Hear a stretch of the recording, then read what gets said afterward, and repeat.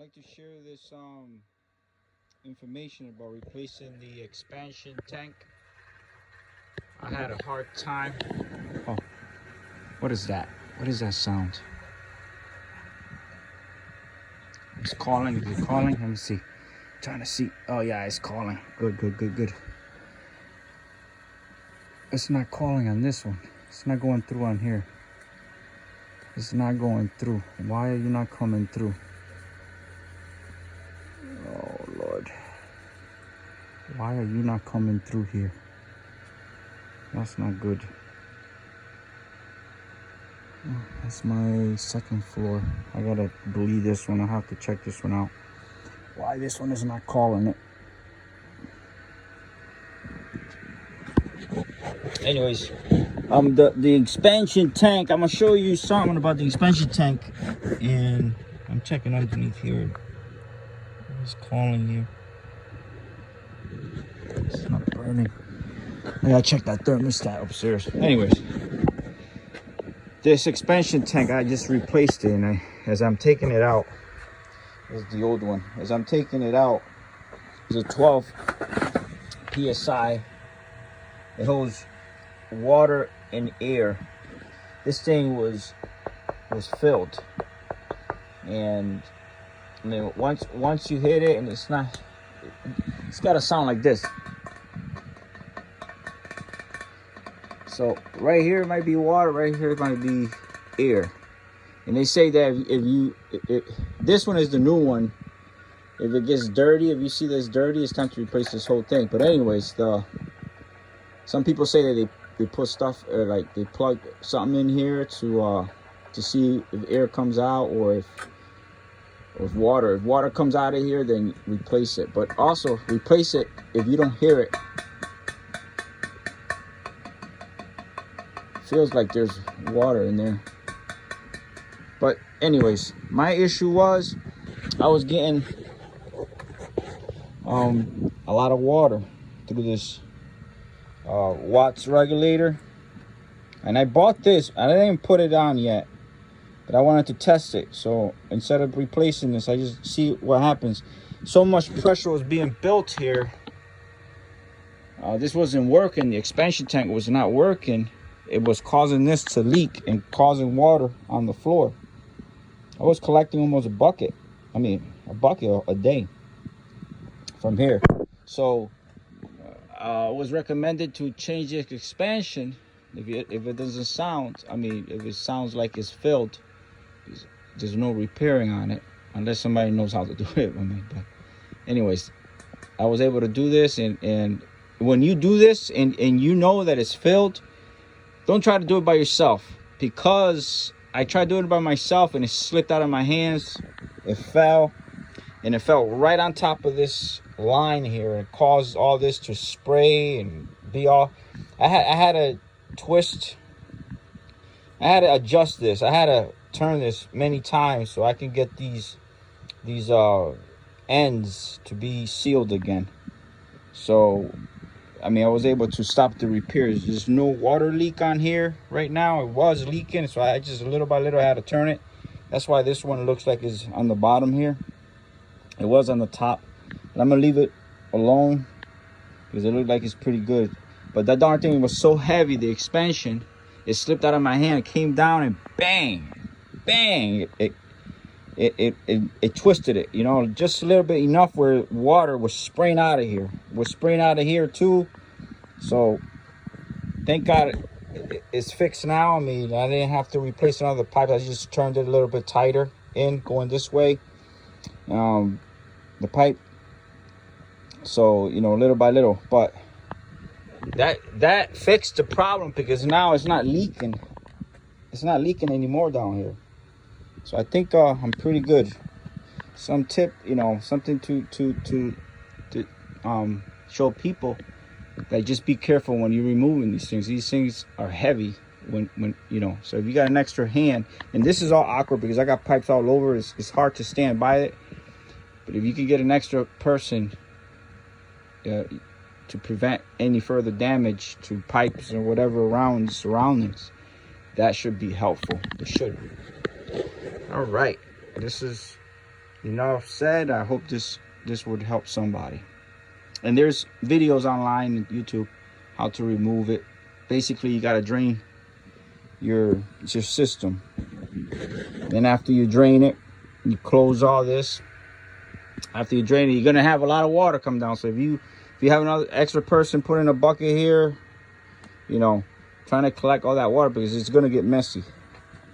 This is, for all you guys want to know, this is the model of the boiler. SD DP. That's 90 DP. And it heats the house. It heats both second floor and first floor. So, and it is working. So I got no problem. It's calling. So everything is good. On this one, to replace that expansion, I had to close these guys. Actually, yeah, these levels right here, close it. And then I had to close the main water that goes into the tank, which is this one right down here. And yeah, and close this one right here too. I just closed both of them. I think I could have done just this one, but once you close it, you have to drain your tank. Also, I had a recommendation to drain just the first floor. So I put a hose in here. I have this one over here. And I drained it. And even, I mean, oh, you got to turn off the system. I turned off the system too. So even with that, I still had a lot of water up there that when I took it off, it was just coming down. It was coming down pretty good. So, yeah. I might have, all that water probably was coming from here, because I don't have, all that water probably was coming from the second floor. Yeah, from the second floor. So there was a lot of water. So you got to have help. I mean, I wish I had some help. You know, you're going to get a lot of water on the floor. So anyways, once you put everything together, open everything up. Make sure, you know, put some Teflon tape on there. Screw it clockwise, and you should be all right. Then fill everything right up. Make sure you fill everything up. Turn your lines on. Send it right up. You know, it's gonna bleed a little bit on the top of the pressure. It's gonna, those valves, it's gonna bleed a little bit. It's okay, but just keep on going. Fill it up. Once it's filled, then you start bleeding it. And there's, you know, you close one, and then you open the other and bleed it into a bucket. And it's better off putting the hose inside the bucket so that you can see the air bubbles. There's some videos online, you can check it out. Okay? And until you see no more air coming out, then you go ahead and close it, and you do the next one. Do the next one and bleed that one out. On my end, you open it and open this sucker right here, and it should be able to bleed. Then on the other one, you close it. Make sure you close it, and you should be able to bleed it. Once you bled it out, you may have to repeat it again. So because if you feel like if it's not, after you turn the system on, if you feel that is after you turn on the thermostat and it's still not hot on this side, you come on the return line over here, it's still not hot, like it's not calling, or it's not circulating, I'm sorry, then, and this one is hot, and you know, it sends it out on this side. And anyways, you notice it's not hot, so bleed it again. You just repeat the whole thing again, you know, just repeat that line. That's what I did, and it helped. It circulates the whole thing over. enjoyed the video. I hope you guys you know, get some help, get a professional to do it. I'm not a professional on doing this. I like doing my own stuff. I try to do it my own stuff, but I try to do it safe. And you know, if you've never done this, you know, learn how to do it. Try to learn it from others, and you'll save some money. But also, you know, if you don't do this all the time, it can be problems. It can cause damage, like it happened to me a little bit. I was able to recover from it, but yeah, just be careful. And I know in the video I say thank God, and I thank Jesus for helping me on this, because in all my life He does. You know, the credit, the wisdom, intelligence, it comes from Him. And you know, I'm a good witness on one thing, that Jesus Christ is Lord. You know, I make Him Lord over my life. I try to. You know, and we walk by faith and not by sight.